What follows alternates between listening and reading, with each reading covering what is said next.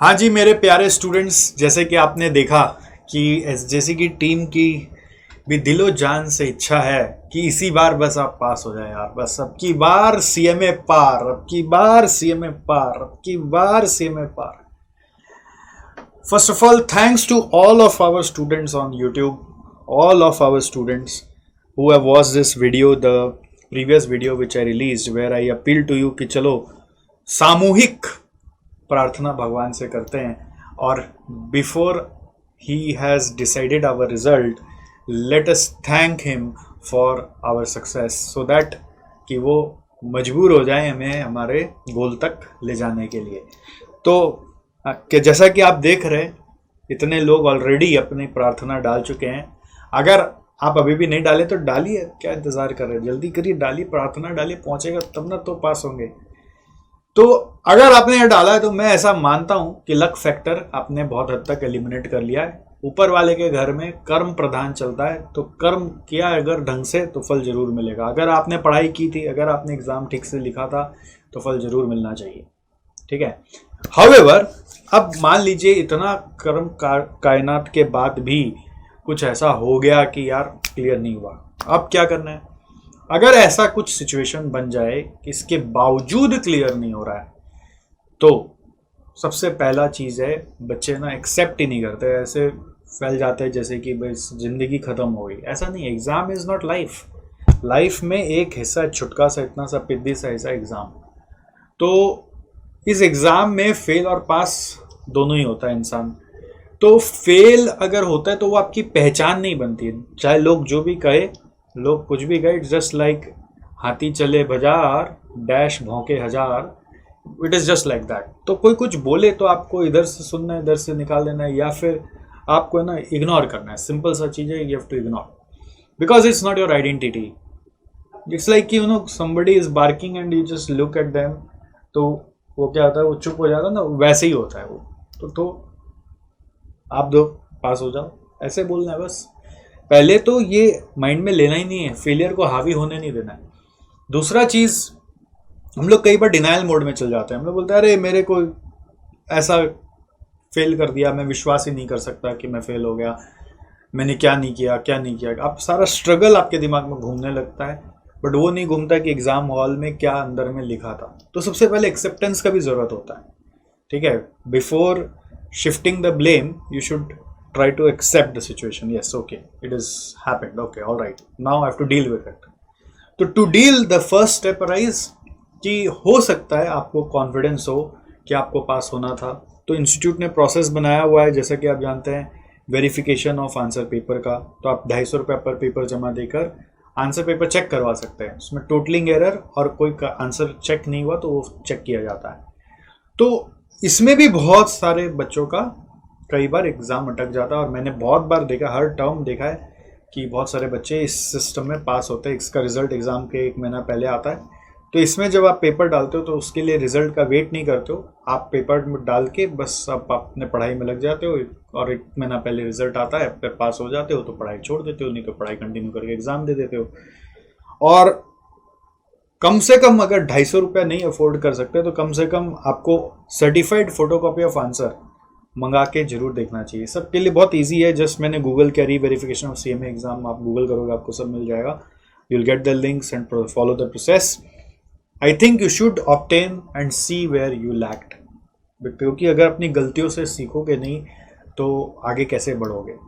आपको अगर याद होगा कि हमने भी आपका मॉक टेस्ट संग्राम करवाया था, तो उसमें भी आपको फीडबैक्स मिले थे। आप उसको भी क्रॉस चेक करना कि आप उधर कहाँ गलत हो गए थे, कहाँ गड़बड़ हो गए थे। वहाँ पर भी बहुत सारे कमेंट्स मिले थे, आप उसको फॉलो कर पाए थे क्या अपने एग्जाम हॉल में। You have to learn from your mistakes. Doing mistakes is not a crime, it's not to be penalised, but repeating the same mistake again and again is a serious crime. Remember, for some people failure becomes a habit. Remember, for some people failure becomes a habit, and I don't want for you to become that. Because आप अगर improve ही नहीं करोगे, अपने failure से सीखोगे नहीं, तो वो हैबिट ही बन जाएगा। अगला बार भी वही गलती करोगे और फिर फेल हो जाएगी। If you will keep on doing what you have already done, you will keep on getting what you have already got. So make sure that you don't actually you don't actually repeat the same mistake. तो इसके लिए mistakes अपना खोजना बहुत ज़रूरी है। Second step आपको जो लेना है वो है एसजीसी वेबसाइट में अगर आप जाएंगे तो मेन्यू में CMA मिलेगा, हर लेवल पे आपको दिखेगा एक बाउंस बैक असेसमेंट। तो ये बाउंस बैक असेसमेंट क्या होता है हमारा, इसमें मैं आपका 1-to-1 असेसमेंट करता हूँ।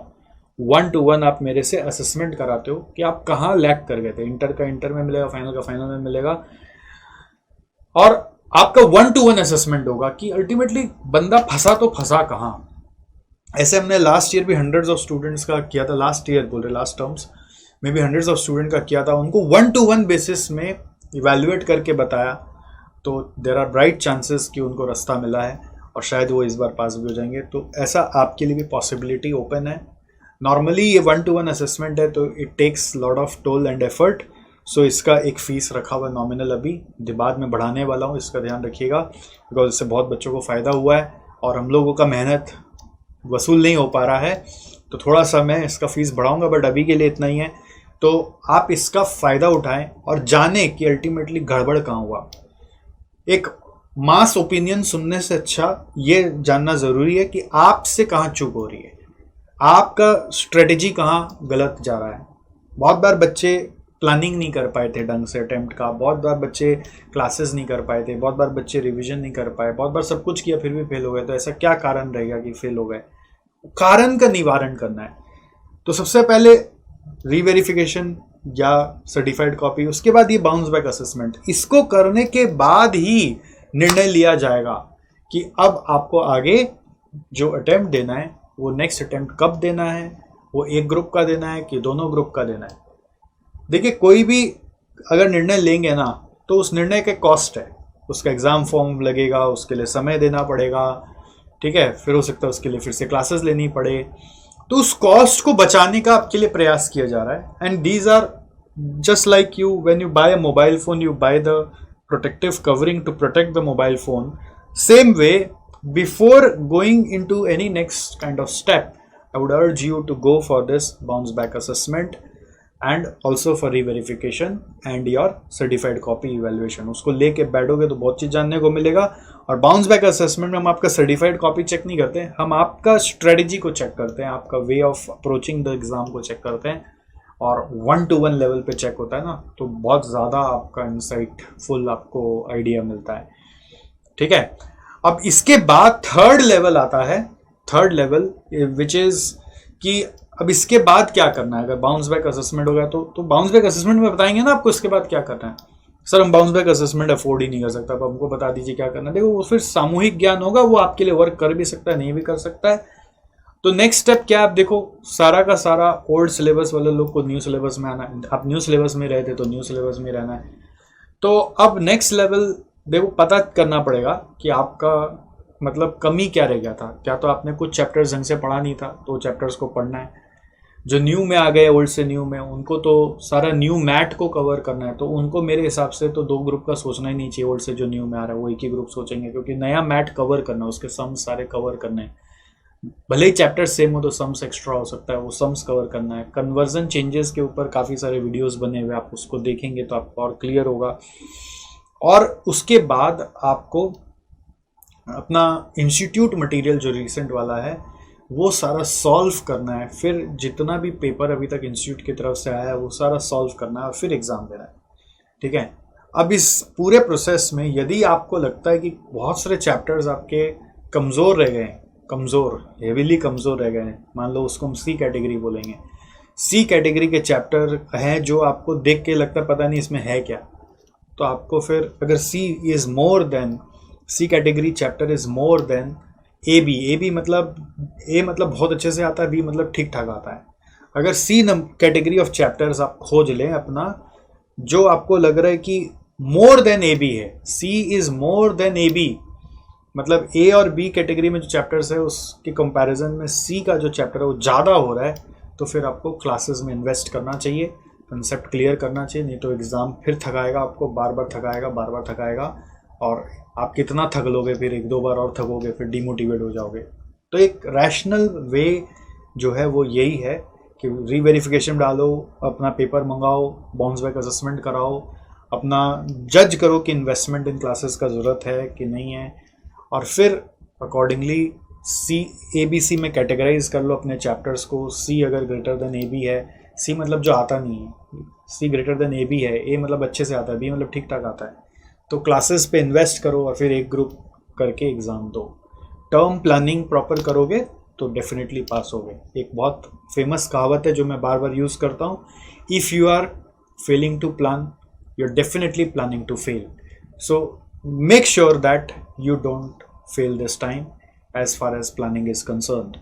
So this is my small take for you, and I wish, and in fact all of us from SJC wish you a very all the best and best of luck.